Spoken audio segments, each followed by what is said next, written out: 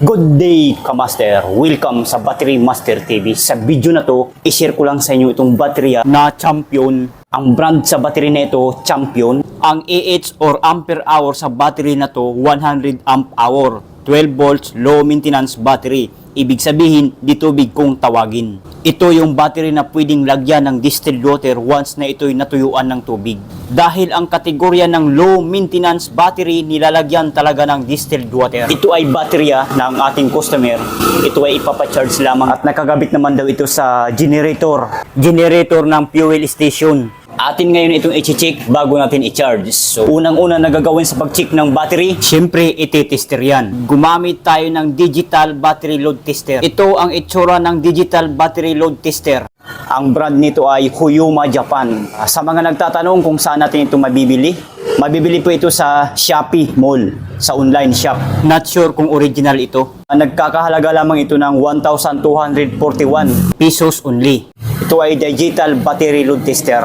Ilagay ko na lang sa description ang link at ipin ko sa comment section kung gusto mong bumili. Tanggalin natin. Itong alligator clip na pula, dito mo ikabit sa positive polarity ng battery na may sign na plus positive ito. Yan. Kasi may plus sign ng baterya, positive yan.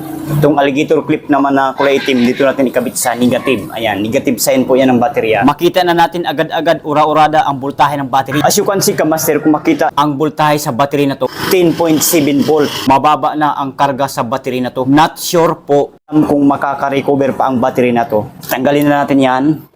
Next natin gagawin, may takip siya na 6 na piraso. Bubuksan natin yan at may tubig yan. Sukatin natin ang tubig niya.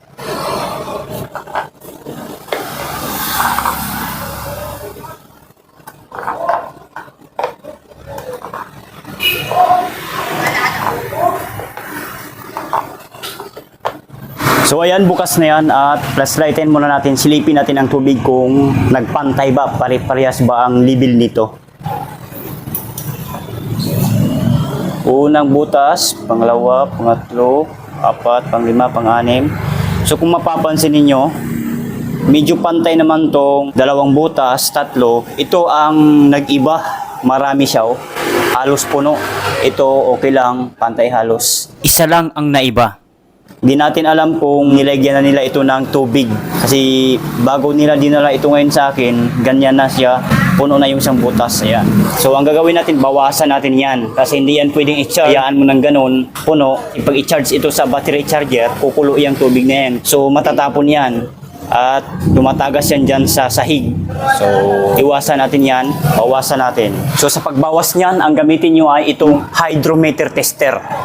Ito po ang itsura ng hydrometer tester na kung saan ito ay panukat sa tubig ng battery. Sa mga nagtatanong din naman kung saan natin ito mabibili, sa online shop lang din.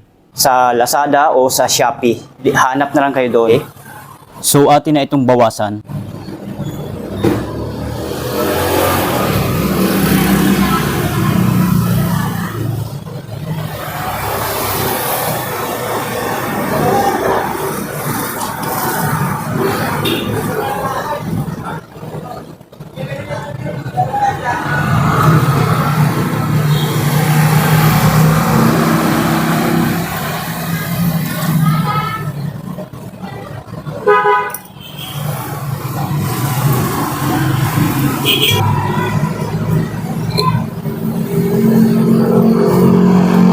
Babawasan na natin itong iba na medyo may konting sobra. Ipantay natin para parehas pantay-pantay ang level ng tubig. So ayos na po yan. Hilapit ko ang kamera para makita nyo. So ayan, tingnan nyo. Okay na po yan pagka ganyan. Ganyan po ang tamang level at sukat ng tubig ng battery pag kayo ay magbanto sa inyong mga baterya. Ganyan lamang po. Huwag nyo masyadong punuin. Ayan, katamtaman lang po yan. Ayan. Okay. So, pwede na i-charge. Actually, ang pag-charge ng baterya, wala po siyang oras.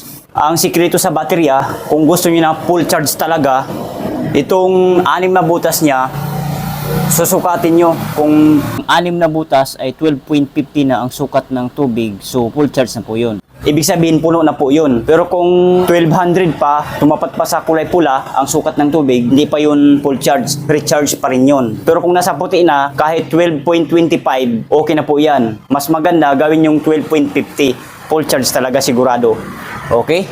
So, atin ang susukatin ng tubig nito. Mag-una tayo dito sa pinakaw ng butas.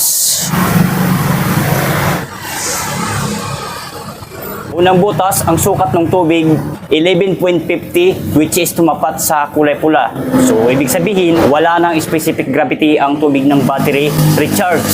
Ibig sabihin, lubat, kailangan siyang i-charge. Okay? Pangalawang butas, ang sukat ng tubig, 11.25, which is tumapat sa kulay pula. So, ibig sabihin, wala nang specific gravity ang tubig ng baterya recharge. Lubat, kailangan na i-charge. Okay? Pangatlong butas, ang sukat ng tubig, 11.50, which is tumapat sa kulay pula. So, wala pa rin specific gravity ang tubig ng baterya recharge. Lubat, kailangan na i-charge. Pang-apat na butas tayo, ang sukat ng tubig, 11.25, which is tumapat sa kulay pula. Wala pa rin specific gravity ang tubig ng baterya. Recharge pa rin, lubat. Kailangan na i-charge. Okay? Panglimang butas tayo. Ang sukat ng tubig, 1100, which is tumapat sa kulay pula. So, wala pa rin specific gravity ang tubig ng baterya. Recharge or lubat pa rin. Kailangan na i-charge.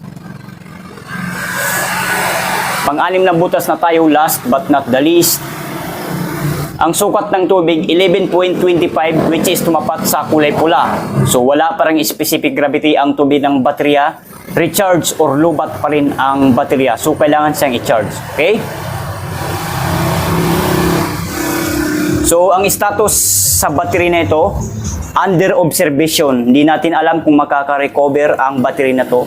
Kasi po, ang sukat ng tubig paiba-iba, hindi parehas. May 11.25, may 11.50, so hindi parehas. Okay? So, malalaman yan kung may sirang butas dyan, kung may sirang plate sa baterya after charging. So, yun lang. Sana nakatulong sa inyo ang video na to. Kung nakatulong ang ating video, please give me a thumbs up. Share nyo na rin sa mga friends, kakilala, kung sa tingin nyo na matutulungan ng ating video. And huwag kalimutan mag-subscribe sa ating YouTube channel, Battery Master TV. And pakipindot na rin ng all para ma-notify kayo ni YouTube kapag may new videos akong ina-upload. Bye!